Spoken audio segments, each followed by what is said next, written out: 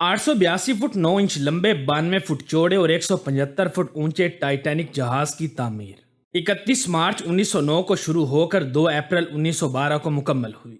नाज़रीन, 1200 दिनों में बनाया जाने वाला टाइटैनिक जहाज सिर्फ 2 घंटों में ही क्यों डूब गया, यही हमारी आज की वीडियो का मौजू होगा। 10 अप्रैल 1912 ये वो दिन था जब दुनिया का सबसे बड़ा और महंगा तरीन बहरी जहाज टाइटैनिक अपने पहले सफर के लिए बिल्कुल तैयार था। जहाज में अमले के 892 अफराद समेत 3327 मुसाफिर सवार हो चुके थे और लाखों की तादाद में लोग टाइटैनिक जहाज के पहले सफर का आगाज देखने के लिए खड़े थे। मुसाफिरों अलविदा करने वाले लाखों लोगों और ना ही टाइटैनिक के अमला को यह मालूम था कि जो जहाज कुछ ही लम्हों में रवाना होने वाला है उसको बनाते वक्त 6 ऐसी गलतियां की गई हैं जो कि इस टाइटैनिक जहाज को बदतरीन हादसे का शिकार बनाने वाली हैं।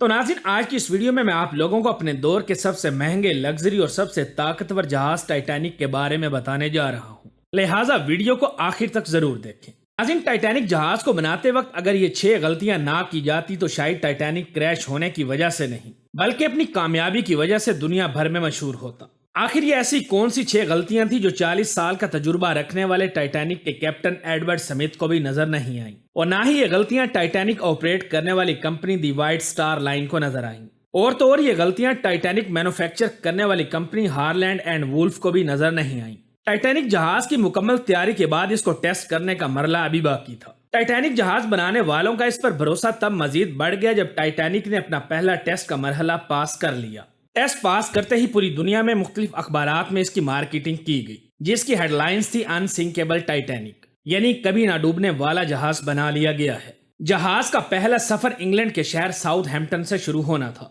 जिसका दिन 10 अप्रैल 1912 मुकर्रर किया गया और इसकी मंजिल अमेरिका का शहर न्यूयॉर्क था। टाइटैनिक के इकोनॉमी ओशन में सफर करने की कीमत $30 जबकि फर्स्ट क्लास में सफर करने की टिकट $150 थी, जो कि आज के दौर में तकरीबन 5 लाख रुपए बनते हैं। इस मार्केटिंग के नतीजे में यकायक सारी टिकट्स बुक कर ली गईं और आखिर वो दिन आ गया जब टाइटैनिक अपने पहले सफर का आगाज करने वाला था। गलती नंबर 1, दोपहर को ठीक 12 बजे टाइटैनिक ने अपने पहले सफर का आगाज कर दिया और साथ ही टाइटैनिक की गलतियां आना शुरू हो गईं। कैप्टन स्मिथ को जहाज मालकान की तरफ से डेडलाइन दी गई कि किसी भी सूरत में 17 अप्रैल तक यानी सिर्फ 7 दिनों में न्यूयॉर्क पहुंचना है, और इसी वजह से कैप्टन स्मिथ ने जहाज की रफ्तार शुरू से ही तेज रखी और यही टाइटैनिक की सबसे बड़ी गलती थी। थोड़ी ही देर में जहाज साउथहैम्पटन की पोर्ट को इतना पीछे छोड़ गया था कि दूर दूर तक नीले समंदर के अलावा कुछ नजर नहीं आ रहा था।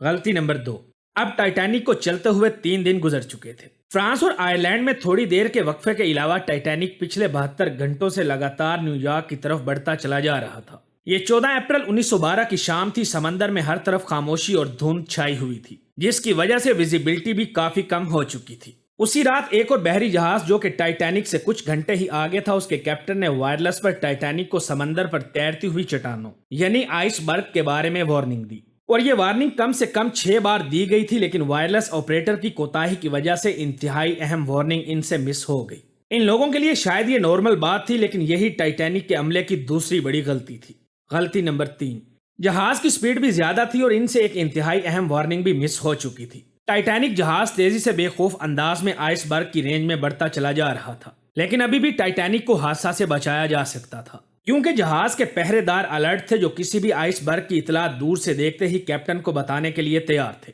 लेकिन दूर से देखने के लिए इनके पास एक चीज मौजूद ना थी, और ये थी दूरबीन। जी नाज़रीन, पहरेदार अलर्ट तो थे, लेकिन दूरबीन न होने की वजह से ये आइसबर्ग को दूर से देख ना सके, और यही टाइटैनिक की तीसरी बड़ी गलती थी। गलती नंबर 4, नाज़रीन, क्योंकि अटलांटिक ओशन में अक्सर शिप्स को ऐसे आइसबर्ग का सामना करना पड़ता रहता है जिसको बड़े बड़े बहरी जहाज आराम से हैंडल कर लेते हैं, और शायद कैप्टन स्मिथ ने भी यही सोचा था। आइसबर्ग की खबर मिलते ही कैप्टन स्मिथ ने जहाज के इंजन को बंद करने के साथ साथ टाइटैनिक का रुख बदलने का भी हुक्म जारी किया। बेशक कैप्टन स्मिथ ने आइसबर्ग से बचने की हर मुमकिन कोशिश की, लेकिन फासला इतना कम था कि कुछ भी करना फजूल साबित हुआ। आइसबर्ग अब टाइटैनिक के सेंटर से टकरा चुका था, लेकिन टाइटैनिक के बचने की अभी भी उम्मीद बाकी थी। अब ये उम्मीद बाकी रह गई थी कि शायद आइसबर्ग जहाज की बॉडी को नुकसान ना पहुंचाए, या फिर आइसबर्ग जहाज से टकराते ही खुद ब खुद टूट जाए, और शायद ऐसे ही होता अगर टाइटैनिक की चौथी गलती अपना काम ना दिखाती। एक्सपर्ट्स का मानना है कि टाइटैनिक की बॉडी पर जो रिबर्स लगाई गई थी वो स्टील की नहीं बल्कि कास्ट आयरन की बनी हुई थी। इन रिबर्स का काम लोहे के बड़े बड़े हिस्सों को आपस में मजबूती से जोड़े रखना होता है, लेकिन क्योंकि कास्ट आयरन स्टील से नरम होता है, और इसी वजह से जिस जगह आइसबर्ग टाइटैनिक की बॉडी से टकराया اور وہاں کے ریورس پریشر کی وجہ سے کھل گئے اور پھر وہی ہوا جس کا ڈر کیپٹن سمتھ کو تھا۔ غلطی نمبر 5۔ ناظرین، ٹائٹینک کی ٹکر ایک فٹ بال فیلڈ جتنے بڑے آئس برگ سے ہو چکی تھی اور اب جہاز کے نچلے حصے میں پانی بھرنا شروع ہو چکا تھا۔ اس خطرناک تصادم نے سارے عملے اور مسافروں کو الرٹ کر دیا تھا اور ساتھ ہی جہاز کے مالک جوزف بروس کو بھی۔ بے شک ٹائٹینک میں پانی بھرنا شروع ہو چکا تھا، لیکن ابھی بھی ٹائٹینک کے بچنے کی امید باقی تھی، کیونکہ ٹائٹینک کو ایسے ڈیزائن کیا گیا تھا کہ اگر اس کے 3 فلور میں پانی بھر بھی جائے تو پھر بھی یہ ڈوب نہیں سکتا تھا۔ لیکن بدقسمتی تھی اس جہاز کی کہ پانی 3 فلورز کو کراس کر کے 4تھے فلور تک جا پہنچا۔ اب معاملہ ہاتھ سے بالکل نکل چکا تھا اور ٹائٹینک آہستہ آہستہ اوشن یعنی سمندر میں ڈوبتا جا رہا تھا۔ اب جہاز کی فکر کیے بغیر اس میں موجود لوگوں کی جان بچانے کا وقت آ چکا تھا۔ کیپٹن سمتھ نے ریڈیو پر ایمرجنسی الرٹ جاری کر دیا اور جب تک کوئی مدد کے لیے آتا تب تک مسافروں کو بوٹس لائف میں شفٹ کرنے کا پلان کیا گیا۔ لیکن اس موقع پر 5ویں غلطی نے اپنا کام کر دکھایا۔ جی ناظرین، جہاز میں کل 32 لائف بوٹس کی جگہ تھی، لیکن کوتاہی کی وجہ سے صرف 20 بوٹس ہی رکھی گئی تھیں۔ مسافروں کی تعداد بہت زیادہ تھی اور بوٹس صرف 20 تھیں۔ غلطی نمبر 6۔